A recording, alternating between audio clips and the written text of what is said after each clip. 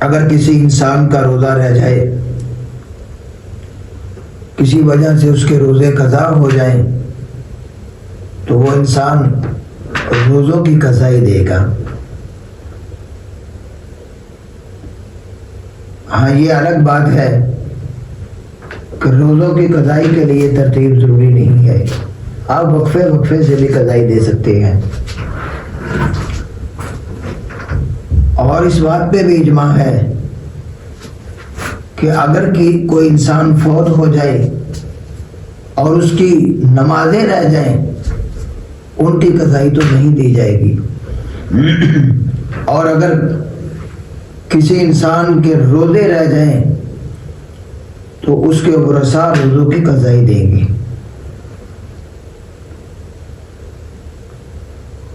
ہاں، اگر کوئی انسان زندگی کے اندر اپنے روزے مکمل نہیں کر سکتا، اپنی زندگی میں اتنا بیمار ہے کہ وہ روزے رکھ ہی نہیں سکتا، تو وہ ان روزوں کے بدلے میں فدیہ دے گا جتنا ایک انسان کھانا کھاتا ہے۔ یعنی ایک انسان کے بدلے میں جتنا ایک انسان ایک دن کے اندر کھانا کھاتا ہے اتنا فدیہ دے گا، جو بھی اس کی روٹین بنے اس حساب سے وہ فدیہ ادا کرے گا۔ اب اس انسان پہ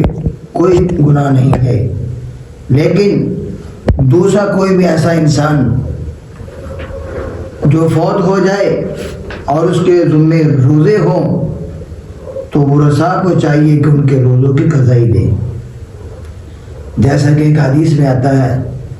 نبی مکرم صلی اللہ علیہ وسلم نے فرمایا، من مات وعلیہ صوم صام عنہ ولیہ، متفق علیہ، کہ جو آدمی بھی مر جائے اور اس پر روزے ہوں اس کا ولی اس کی طرف سے روزوں کی قضائی دے گا۔ یعنی اگر ولی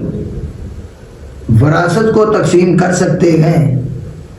اس کی جائیداد کو تقسیم کر سکتے ہیں، اس کی باقی اشیاء کے مالک بن سکتے ہیں، تو اب اس کا جو بھی لین دین ہے، جو بھی اس کے ذمے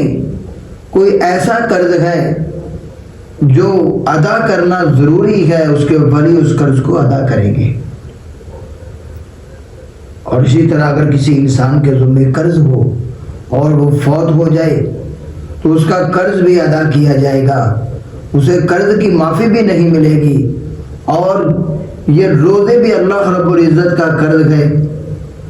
ان کی ادائیگی ضروری ہے۔ اس کے ولی فوت شدہ انسان کے روزوں کی قضائی دیں گے یا پھر اس کے بدلے میں فدیہ ادا کریں گے۔ جتنی دیر تک اس کا فدیہ ادا نہیں کریں گے وہ انسان بری و ذمہ نہیں ہو سکتا۔ اسی لیے ہمارے لیے ضروری ہے کہ کوئی بھی ہمارا بھائی، کوئی بھی ہمارا رشتہ دار فوت ہو جائے اور اس کے ذمے روزے ہوں اور ہمیں پتہ بھی چل جائے کہ ہمارے اس بھائی نے روزوں کی قضائی دینی ہے، تو ہمیں چاہیے کہ ہم اس کے روزوں کی قضائی دیں یا پھر اس کی طرف سے ہم فدیہ ادا کریں تاکہ اللہ رب العزت کا قرض ادا ہو سکے۔